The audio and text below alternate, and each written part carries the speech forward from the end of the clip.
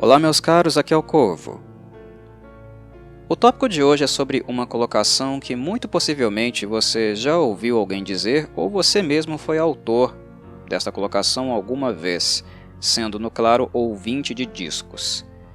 É muito comum encontrarmos alguém dizendo que os discos do passado eram muito melhores em termos de qualidade do que o que nós encontramos hoje. E neste tópico em específico, eu não estou mais falando sobre produção de música, não falo mais de um trabalho de um produtor. Falo exclusivamente de tempo de duração, formato do disco, tempo de duração e qualidade do álbum. A possível relação entre esses fatores. Esqueçam agora se a música é analógica ou digital. O recorte aqui, para esse podcast, é apenas tempo de duração, formato de lançamento. Muitas pessoas se referem aos álbuns antigos como melhores. Álbuns de melhor fluência, onde muitos clássicos não têm fillers e que supostamente são álbuns que você coloca para ouvir, escuta rapidamente e não tem a sensação de que houve ali algum tipo de enxerto, de músicas que não precisariam estar naqueles discos. São os tais álbuns perfeitos, ou se não são perfeitos, que é um conceito bem questionável, né, em relação a praticamente tudo que existe. Se não são perfeitos, são quase perfeitos, ou de grande qualidade, de grande nível do início ao fim. No passado, de fato, existiam tais álbuns, com muito mais frequência do que hoje. Não quer dizer que hoje nós não podemos encontrar discos assim, não. Mas no passado, em virtude do formato ser mais enxuto, digamos que o mesmo ajudava bastante músicos nesse sentido a compor algumas obras, selecioná-las para o álbum, para o disco, e essas serem de qualidade muito superior, porque o tempo de duração não dava muita margem para fillers ou coisas que não agregassem realmente valor à obra do artista e, claro, aquilo que resultaria dessas boas ideias, bons conceitos que ele estava imprimindo ali naquele disco. É bom lembrar, para quem não sabe, que o vinil, ou LP, como queiram chamar, o máximo de tempo de duração que este suportava de gravação era de 36 minutos. Ok, 36 minutos poderiam ser superados. Era possível ultrapassar essa marca. Mas aí as fábricas gravadoras já indicavam que a qualidade sonora iria cair vertiginosamente. Ultrapassou 36 minutos, o recomendável, a qualidade do áudio não seria mais a mesma. Então muitos discos dos anos 60, 70, os discos que eram fabricados em vinil, naquela época tendiam a ficar dentro dessa margem, um pouco menos de 36, e se ultrapassasse, tentaria não ultrapassar muito. E nós estamos falando aí de discos, né, com lado A e B. Era necessário inverter o disco naquela época para poder ouvir música. E até hoje, porque vinil é algo que ainda é comercializado, né, em larga escala, e acabou se tornando um mercado de colecionadores, apreciadores de música, de fato bem gourmet, porque é caro hoje comprar vinil, viver de vinil, né? Enfim, é um mercado à parte que existe, continua aquecido, mas tem lá seu próprio nicho. Mas enfim, meus caros, 36 minutos, a média. Então vocês, quando visitar o passado, consultar os álbuns clássicos de muitas bandas e artistas, vocês terão mais ou menos uma duração aproximada a esta de duração destes álbuns. Pensando, refletindo e comparando com o cenário atual, é muito pouco tempo de música. Claro, e falando para quem, né, escuta álbuns, tá? Não apenas as pessoas que escutam uma música de um artista aqui, de outro acolá, fazem aquelas playlists misturadas e ficam nisso. Estou falando de ouvintes de álbuns, pessoas que estão interessadas em um novo conceito, em um novo trabalho e que consomem música de fato de um artista ou banda sempre quando este a lança, ok? 36 minutos é muito pouco tempo de música. É muito menos do que a duração total média de álbuns modernos. É quase 3 vezes a duração de um show comum, tradicional, os padrões de hoje em dia, né? Um show ao vivo, por exemplo, que costumam ultrapassar a casa, né, de 1h30, algumas bandas até de 2 horas, dependendo de onde está tocando, né, se não for festival. Enfim, é pouco tempo de música. E nesse sentido, nós temos que pensar também que é pouco tempo para aquele artista ou banda se provar, porque será a única oportunidade no ano. Para algumas bandas era, né? Muitas lançavam 2 discos por ano, certo? Mas não necessariamente todas as bandas ou artistas tinham essa possibilidade de lançar 2 discos por ano. Dependia muito do plano que a gravadora tinha para uma banda artista em questão, né? O quanto o álbum anterior vendeu, se havia projeção, interesse e demanda para a nova música daqueles caras. Enfim, era uma variável que também, obviamente, envolvia questões financeiras, né? O quanto uma gravadora estava disposta a investir em um artista e o quanto ela esperava lucrar com o mesmo também. Haviam estudos, progressões, né? A avaliação de mercado de interesse do mesmo modo como existe hoje. Então, em alguns casos, algumas pessoas costumam dizer, né? Aqueles caras lançavam um álbum pequenininho, de pouco mais de meia hora por ano, quase não trabalhavam nada, né? Às vezes a banda tinha muito mais material do que foi lançado, só que ela não podia lançar porque não dispunha do interesse, né, do dinheiro para tal, porque quem ficava responsável pela distribuição das composições, das gravações, eram as gravadoras. Elas pagavam as bandas, elas, na verdade, né, redigiam contratos com uma banda, te davam um adiantamento, e grande parte, a maior parte, a esmagadora parte das vendas, o lucro ficava com elas. Então eram elas que decidiam se colocariam um álbum novo no mercado ou não. Algumas bandas que estavam muito populares, ou que elas vislumbrassem algum tipo de crescimento, 2 álbuns por ano, em alguns casos, né, alguns raros casos, 3 álbuns por ano. Mas tinham muitos músicos que produziam músicas, né, composições com uma certa fluidez, velocidade, e não eram contemplados nesse sentido. Não porque eles não queriam apresentar mais músicas, é porque a gravadora não queria. E tinham casos que eram inversos também, né? Casos onde a gravadora estava pressionando uma banda, um artista para gravar mais, para compor mais, para criar mais material para ela, para alavancar vendas, um novo lançamento, e o músico em si estava com algum tipo de bloqueio criativo, ou não se tratava de compositores muito prolixos, né, ou bandas que estavam de alguma forma passando por algum tipo de turbulência interna, abuso de drogas, enfim, em períodos onde elas não estavam sendo muito profissionais. Existiam casos e casos. Bandas que gravavam muito não necessariamente gravavam por querer gravar. E algumas que queriam gravar não tinham possibilidade de fazê-lo porque a gravadora não via interesse nisso, entendem? De todo modo, o álbum lançado ou não, ele teria 36 minutos ou um pouquinho mais. Era isso. O tempo para se provar.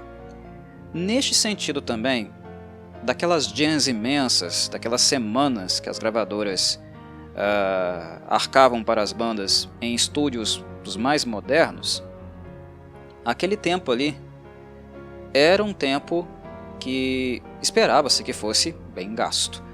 E muitos artistas e bandas gastavam muito bem esse tempo. Eles produziam mais ideias, conceitos, do que um total de 36 minutos de música, evidentemente. As músicas eram mais trabalhadas, lapidadas, costumavam terminar muito diferentes do seu conceito original e muita coisa sobrava, certo? Muita coisa sobrava e era boa o suficiente para estar no álbum seguinte, que seria lançado naquele ano se fosse lançado, no caso. Algumas faixas daquela época, daquelas décadas, foram compostas na época de um álbum anterior em questão, não do seguinte, porque os lançamentos eram muito próximos, eram muito colados. E o tempo de duração, o tempo de música criada também era muito superior a este marco de pouco mais de meia hora. Era uma coisa também curiosa que acontecia.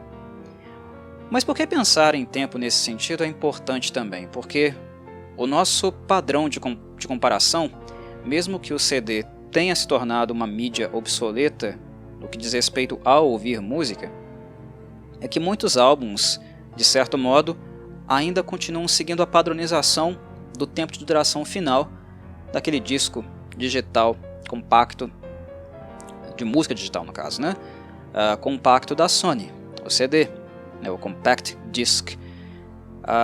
No caso, diferente do vinil, que o recomendado era 36 minutos contínuos de gravação, o CD ele comportava 74 minutos mais ou menos. Dá para chegar até 80, né? Dá para fazer um esforcinho ali, uma força para chegar, mas é aquela mesma história. É perigoso, não é adequado gravar mais do que 74 em média. Então, nós vemos aí, claro, né, um pouco mais do dobro do tempo disponível em um CD, né, um disco que era muito mais compacto. A tecnologia tem esse traço, né?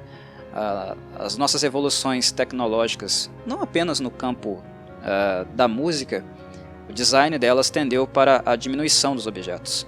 O vinil, uma bolachona grandona, né? Inclusive esse é um apelido popular do disco de vinil, e o CD era aquela coisinha pequenininha ali, né? Que dá para colocar numa mão, cabe numa mão aberta.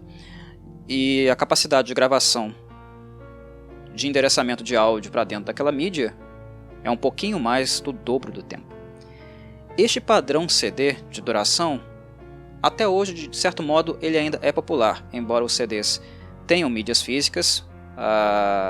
Você encontra LPs e CDs até hoje, mas eles não são fabricados mais em larga escala, né? É uma tiragem ali curta, simples, para algumas pessoas comprarem e é isso. Ninguém joga mais dinheiro fora. Ninguém faz remessas e remessas, tiragens gigantescas, quando ninguém mais tem interesse, né? Pelo menos não ninguém, né? Mas a maioria das pessoas não tem mais interesse de comprar. Então são tiragens, remessas muito curtas. De fato, eles ainda existem, mas é escorregadio pressupor que este seja o modelo de mercado, né? O padrão da indústria hoje. Não é mais. O que, claro, vai incluir o tempo de duração. A indústria, de certo modo, manteve esse tempo, e isso é uma coisa até curiosa de pensar. Por que álbuns duram tanto? Quando músicos lançam álbuns novos, duram tanto como dura um CD. É curioso, né? Isso se manter até hoje, de certo modo. É uma concepção, é uma direção, um norte que, de certo modo, ficou marcado, impregnado mesmo na mente de algumas gravadoras ou até mesmo artistas, né? Se eu não produzir X tempo de música, eu não tenho ainda material suficiente para um álbum. Algumas pessoas pensam assim, tá? Não necessariamente todas pensam assim. Até porque essa liberdade de trânsito ficou mais aberta também. Tem gente que acha que tem que produzir muita música, tem gente que não gosta de produzir tanta música assim. E tem gravadora que exige muita música e gravadora que deixa os artistas mais livres. Depende, claro, da popularidade, da qualidade deles, enfim, né, do status ainda. A questão do status e da projeção, embora elas não sejam mais tão gigantescas em termos de lucro de mercado como era no passado, ainda cumpre ali um certo papel. Mas, enfim, meus caros, 36 minutos em média para um vinil, 74 minutos em média para um CD. E aí algumas pessoas vão questionar naturalmente. Ora, se uma banda lança um álbum de 74 minutos por ano, e no passado as bandas lançavam 2 discos, 2 álbuns de 36, sai elas por elas, não é não? Não necessariamente, porque o nível de exigência era maior também, porque havia um plano de lançamento, vendas e arrecadação para um disco em específico, independente do tempo de duração dele. Se a gravadora colocasse um disco de 36 minutos, que era, né, a norma, ou um pouquinho menos no mercado, era a norma, não havia CD, obviamente. ela queria ganhar muito dinheiro com aquilo ali. E estamos falando de milhões de dólares. Então o plano para 36 minutos de música era muito mais exigente do que ele é para o formato, o padrão CD de 74. Era 36 com alta exigência, porque se com 36 a banda não se provasse, se ela não atraísse o seu público, não conquistasse o mercado e trouxesse algum rendimento para a gravadora, o vínculo entre artista e gravadora seria cindido. Eles perderiam o interesse, né? Então as bandas tinham que se provar muito mais em menos tempo de música do que hoje, com 74 minutos, ou sei lá, na década de 90, na primeira década dos anos 2000, elas tinham que se provar. É diferente, é ser mais coeso, é ser mais assertivo, mais exigente, com menos tempo de gravação. Hoje, como era nos anos 90 e também no início dos anos 2000, o tempo de duração de um álbum é maior, mas nós percebemos a maior possibilidade de fillers também. Isso quer dizer que os álbuns do passado não tinham fillers? Não é bem assim, né? Tem muito disco que é ruim, tem muito disco que, mesmo com pouco tempo para a gravação, pouco tempo para a música, há faixas ali que são barrigas, né? Que não necessariamente precisam estar ali. E também, em alguns casos, havia algum tipo de interferência da gravadora para que uma faixa ou outra estivesse ali e tivesse, digamos, alguma característica mercadológica, algo nesse sentido, né? Nem sempre os músicos também poderiam gravar apenas as músicas que eles desejavam. Às vezes a gravadora, mesmo com aquele espaço curto de tempo, obrigava a banda a colocar uma musiquinha ali ou fazer uma música segundo as suas especificações. Pensando em um exemplo tradicional, reconhecível, nós temos, por exemplo, o Metallica, no heavy metal, thrash metal, e mais especificamente no álbum Ride the Lightning, que sonoramente falando é o meu preferido. Eu gosto do modo como aquele álbum soa. É o meu álbum preferido do Metallica. Mas ele é perfeito? Ele é mais coeso, por exemplo, do que o álbum seguinte, Master of Puppets? Não. E por quê? Porque tem ali dentro uma faixa que não deveria estar ali, uma faixa que a banda não gostaria que estivesse ali, mas que a gravadora, de certo modo, pressionou para estar. Pressionou para que fosse um pouco mais comercial a faixa em questão, que é a faixa Escape. Ride the Lightning. Ele seria um álbum menor, com menor duração, mas ele seria mais coeso, mais assertivo e perfeito sem a faixa Escape, que é uma faixa com um nível de qualidade, em termos de composição de ideias, muito inferior às demais, né, os demais clássicos que habitam aquele disco, né? The Call of Cthulhu, Creeping Death, For Whom the Bell Tolls, Ride the Lightning, Fade to Black, são faixas muito superiores a Escape. E é o que impede também aquele álbum de ser perfeito, né? Porque houve aquele objeto estranho ali que não necessariamente era desejo da banda de inserir ali, né? Uma faixa mais artificial, né? Ela está muito distante da sonoridade, dos conceitos, das ideias musicais que a banda tinha naquela época. Então isso é um fato também, né? Às vezes álbuns não conseguiam atingir aquele grau, né? Aquele status de quase perfeitos, muito em virtude de interferências externas também, né? Mas muitas outras vezes os caras estavam regados na cachaça, na droga, né? Desfrutando do status deles, né? Dos rios de dinheiro que eles ganhavam na época, e profissionalismo, dedicação, obviamente caía, né? Não dá para você viver uma vida de farras e excessos e ao mesmo tempo ser um bom músico, né? Algumas pessoas conseguem por mais tempo, elas conseguiram por mais tempo, mas isso não dura para sempre. Isso tem um teto, isso tem um limite, e esse limite chega, né? Então, do mesmo modo, algumas bandas apresentavam álbuns péssimos só para dizer que lançou mesmo, né? Que está cumprindo o contrato, porque alguns contratos com bandas de maior sucesso, os segundos contratos principalmente, eles tendiam a ter um prazo de validade maior, né? Um contrato para 3 discos, 4 discos. Então aquele terceiro disco, aquele quarto disco ali, dependendo do grau de compromisso com a arte, com a profissão, né, a ética dos caras, dependendo, eles não seriam bons. Eles iriam compor, escrever música para cumprir aquele contrato, porque eles eram obrigados a isso. Senão eles poderiam ser processados, né, e perder também grande parte dos dividendos, todo o lucro, né, que eles ganharam previamente com a gravadora e com as turnês. Então, mesmo em tempo curto, muitas bandas escreviam um álbum novo, né, curto, no formato LP, só para encher linguiça. Então há casos e casos.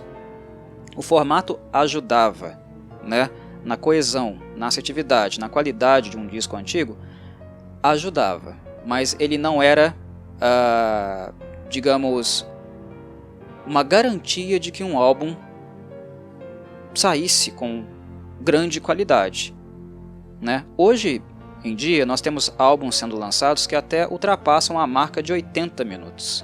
Há casos assim. E álbuns muito bons, que vão do início ao fim com muita coesão, com muita qualidade, que nós percebemos que as bandas em questão, o artista em questão, não está para brincadeira. Ele está muito focado, ele está muito interessado na arte dele. E o nível de qualidade das músicas é altíssimo. Então nós não podemos dizer também que é o tempo longo que faz com que os álbuns sejam enfadonhos.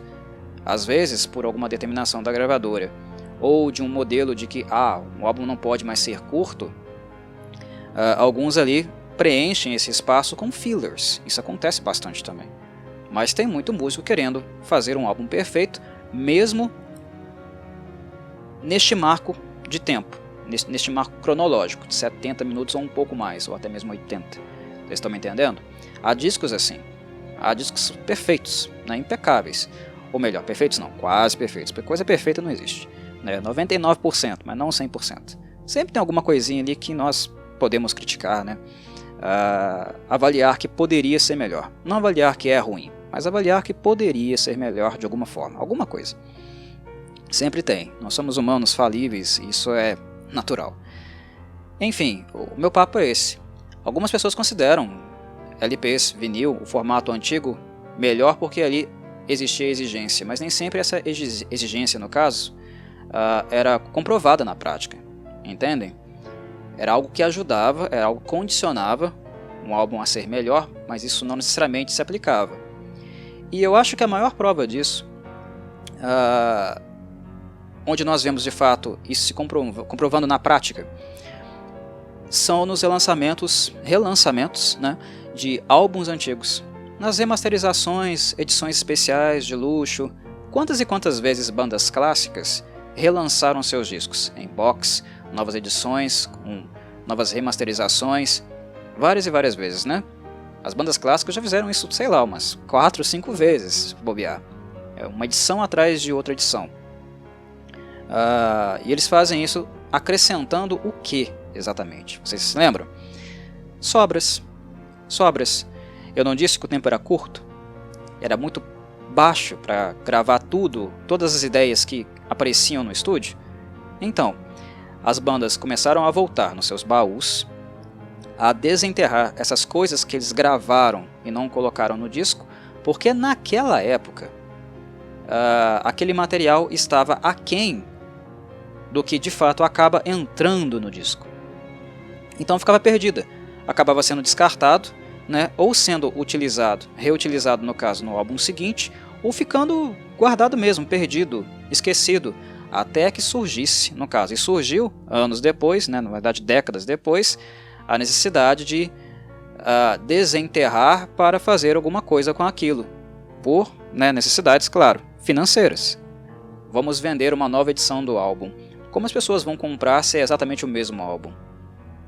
Não necessariamente uma pessoa vai comprar um álbum de novo só porque é uma remasterização. Existe, né, a demanda de que haja algum elemento atrativo a mais. Senão as pessoas não compram, as pessoas não se interessam, elas não escutam. Elas querem algo a mais, querem descobrir algo a mais. Então as bandas passaram a desenterrar essas sobras do material que não entrou naquele marco de 36 do vinil, naquele álbum clássico dos anos 60 ou 70, ou até mesmo dos anos 80, e começaram a inserir essas sobras nos discos remasterizados e novas edições de colecionador, e por aí vai. E quando nós ouvimos essas músicas, essas sobras, o que nós constatamos na maior parte do tempo? Que sim, aquelas músicas não tinham o mesmo nível das músicas que originalmente foram lançadas naquele vinil LP, no caso, naqueles 36 minutos, um pouquinho mais ou um pouquinho menos. Não tinha. Elas foram descartadas porque elas não estavam no mesmo nível. Nós percebemos isso nessas demos que saem em edições remasterizadas, né? Ou até mesmo faixas que não são apenas uma demo, né, mal produzida, mas que ganharam uma produção, mas que no final a banda decidiu, não tá boa. Eu acho que essa aqui tá melhor, essa aqui deve entrar e essa deve sair. Nós percebemos isso, nós encontramos exemplos assim com muita frequência. Na verdade, é quase a regra, né? É quase a regra e não a exceção. Nós encontrarmos faixas adicionais, sobras, que sejam melhores do que faixas que foram de fato introduzidas no álbum em questão. O que sobrou, o que foi cortado, é de nível menor. E quando a gente organiza tudo isso, quando a gente junta todas essas sobras e o tempo prolonga, né, o álbum vai para, sei lá, 50 minutos, né, ou chega a 60 minutos, o que nós percebemos? Que o álbum, ao ficar mais longo também, a qualidade dele cai. Então, não necessariamente no passado, as bandas eram mais engajadas também e só produziam coisa boa. É que não havia tempo e espaço para muita coisa ruim entrasse no disco. E quando um disco ficava ruim com tão pouco tempo de duração, era sinal claro, evidente, de que a banda também já estava em declínio criativo, né, artístico, enfim. Eles não estavam em um bom momento de fato. Porque se o disco é ruim, imagina então as demos daquele disco.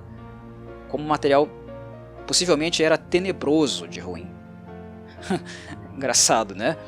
Eu acho que essa possibilidade de ter contato, acesso a demos, músicas não gravadas, algo que foi possível, né, com esse contato com as edições remasterizadas, novos lançamentos e relançamentos, né, de discos antigos, eu acho que nos deu essa possibilidade de análise, de perspectiva e ver como as coisas de fato funcionavam. Os discos no passado, se eles fossem longos, né, como os CDs passaram a ser na década de 90, não necessariamente eles teriam um nível de qualidade assim gigantesco.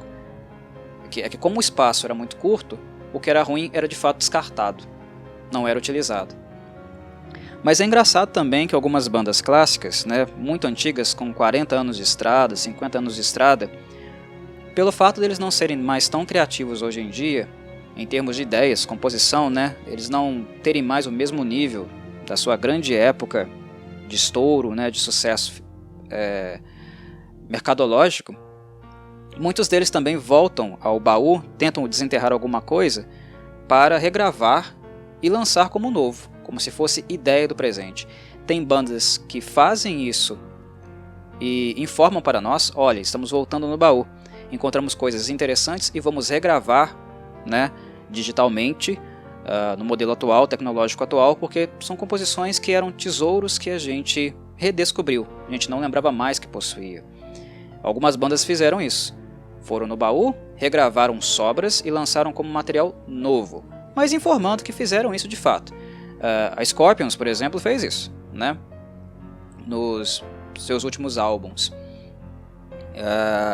Enfim, é um exemplo. Mas tem muitas bandas que fazem isso e também não dizem para nós que estão fazendo. Eles não revelam que estão fazendo isso. Voltando no catálogo, buscando as sobras dos seus álbuns clássicos, porque a sobra ainda é melhor do que o material que eles produzem hoje, devido ao nível baixíssimo que eles infelizmente chegaram. A música que eles escrevem hoje é inferior às sobras daquele passado glorioso e criativo, o que é bem triste também, né? Bem triste. Mas é uma coisa interessante da gente pensar, como o formato em si, ele condiciona, né, algumas situações, ele força algumas situações, mas ele não necessariamente bate o martelo. Um CD de 74 minutos é difícil de gravar, um álbum tão longo assim com uma qualidade absurda, o que nos leva inclusive a aclamar, né, dignamente aclamar, a questão de respeito, mérito mesmo, reconhecer que aquelas bandas que lançam álbuns duplos, conceituais e que conseguem um bom resultado, nossa, isso é uma realização assim absurda. Absurda. É trabalho mesmo de mestre, né? Masterpiece.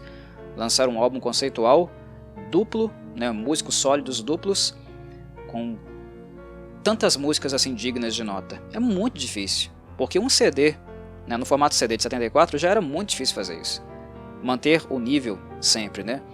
E tem também aquela questão do nível, não apenas do nível da música, né, mas do próprio comportamento, né, da resiliência do ouvinte. Isso também entra em questão, né, as características pessoais. Hoje em dia as pessoas escutam música, mas não conseguem ouvir música com muita atenção por muito tempo, com uma grande imersão, né? Isso virou quase que um ritual. E eu falei isso, né, em podcasts anteriores sobre música, sobre o comportamento do ouvinte, comportamento do produtor. É só retornar aí na playlist que vocês vão encontrar uma discussão nesse sentido. Não é comum mais as pessoas ouvirem álbuns completos, pelo menos não apenas de um artista, né? É comum hoje em dia, nas plataformas de streaming, playlists variadas. As pessoas colocam para tocar, enquanto fazem outros afazeres, jogam, enfim. Mas não necessariamente prestando muita atenção no que está sendo tocado. A música chega, ela invade os nossos sentidos, mas não se nota muito aspectos particulares, muito específicos daquilo que está ouvindo. Até porque a atenção está dividida, né? É um outro hábito, é uma outra forma de apreciar música, digamos assim. Mas o costume e o hábito de ouvir um álbum completo, estudá-lo do início ao fim, não é tão comum mais. Então muitos artistas também não gravam álbuns muito extensos ou não têm muito interesse de fazê-lo, ou fazer com uma qualidade absurda, porque também sabe, né, que daqueles 74 minutos, 80 minutos ou um pouquinho mais, né, grande parte desse conteúdo o ouvinte não vai desfrutar, ele não vai experimentar de fato. Então muitas bandas, artistas ficam também, né, preguiçosas. Não vou me esforçar, ninguém vai ouvir mesmo, né? Mas tem aquelas, como falei, que mesmo assim, né, por amor à arte, amor ao seu conceito, ou porque tem uma ideia muito interessante, uma vontade muito interessante de gravar composições em uma determinada direção, que aquele artista ele vai entregar tudo ali que ele pode, porque aquele disco é importante para ele, aquela expressão do seu conceito, das suas ideias é muito importante para ele, traz um prazer a nível pessoal, né? Aí já envolve algo que podemos colocar como ética de trabalho, mas também uma realização pessoal, né, do ato de criar.